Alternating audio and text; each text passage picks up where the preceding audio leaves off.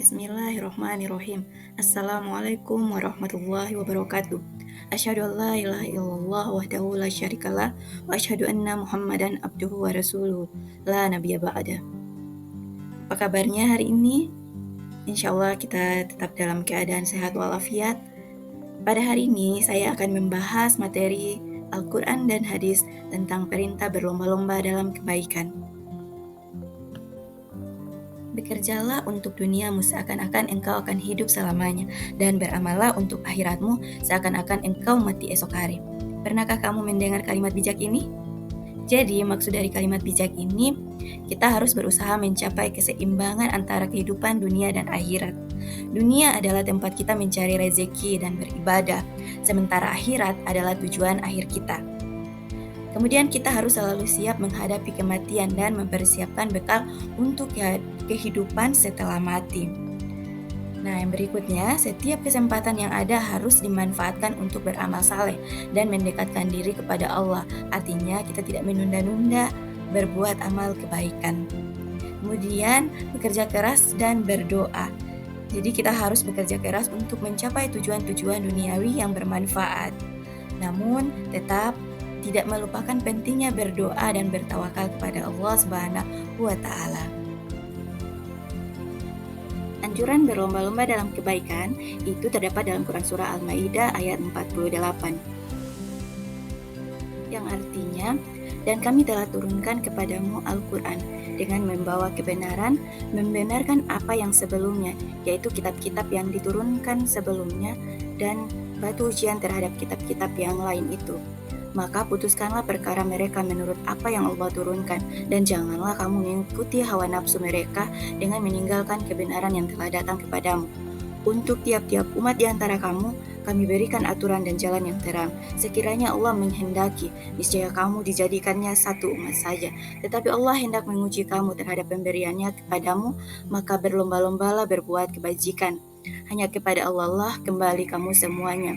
Lalu diberitahukannya kepadamu apa yang telah kamu perselisihkan itu.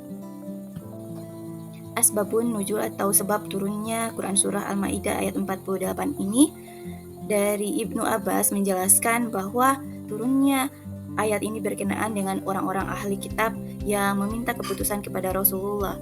Awalnya Rasulullah diberi pilihan untuk memutuskan perkara mereka atau mengembalikan perkara itu kepada kitab mereka masing-masing. Namun kemudian Allah menurunkan ayat ini untuk menjelaskan perkara tersebut.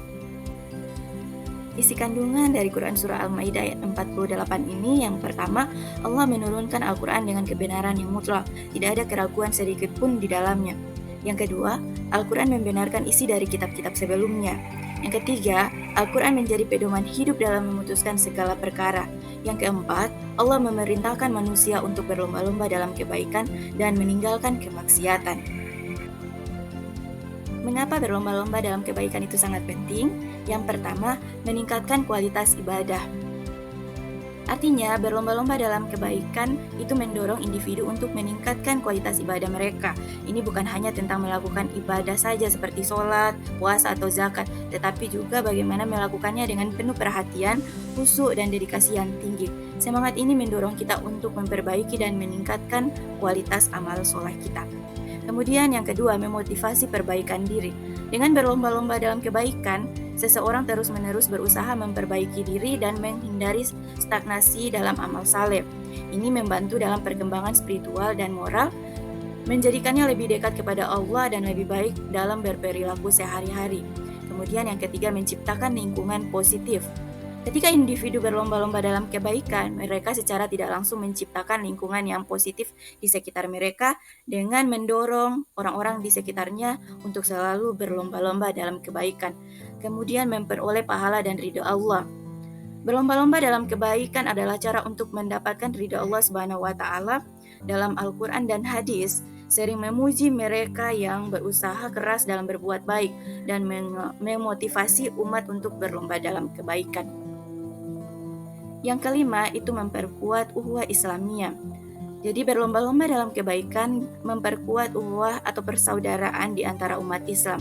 Ketika satu orang berusaha keras dalam berbuat baik, itu bisa memotivasi orang lain untuk mengikuti jejaknya, menciptakan ikatan yang lebih kuat dalam komunitas. Allahu Akbar, Allahu Akbar. Ajmal, ayo Ajmal sholat isya dulu. Ajmal kan sedang sakit, Bu. Boleh kan, Bu, Ajmal nggak sholat dulu? Meskipun sedang sakit, Ajmal tetap harus sholat. Memangnya kenapa, Bu? Setiap muslim wajib mengerjakan sholat, meskipun orang tersebut sedang sakit. Jika dia tidak mampu berdiri, dia boleh sholat sambil duduk. Jika tidak mampu duduk, dia boleh sholat sambil berbaring. Kita mengerjakan sholat harus ikhlas karena Allah. Sholat itu adalah sarana komunikasi secara langsung antara seorang muslim dengan Allah. Kita mengucap syukur untuk setiap nikmatnya. Sholat dapat menjadikan kita menjadi pribadi yang disiplin. Hidup kita akan lebih teratur. Kita akan terus merasa tentram dan damai, karena sholat dapat mengobati kita dari perasaan-perasaan yang tidak menyenangkan. Selain itu, di akhirat nanti, amalan kebaikan yang pertama kali akan dihisap Allah adalah sholat. Allah akan memberikan pahala surga bagi orang-orang yang selalu menjaga sholatnya dan berbuat banyak kebaikan semasa hidupnya. Maka dari itu, kita tidak boleh meninggalkan sholat dan harus terus melaksanakannya sampai kita tutup usia. Sholat adalah ibadah yang paling utama yang harus kita kerjakan sebagai bentuk ketaatan kita kepada Allah. Oh begitu, Bu. Kalau begitu, Ajmal mau melaksanakan sholat walaupun sakit. Ajmal masih sanggup untuk berdiri. Nah, begitu. Ayo sholat bareng sama Ibu. Itulah pembahasan materi pada hari ini. Semoga bermanfaat. Wassalamualaikum warahmatullahi wabarakatuh.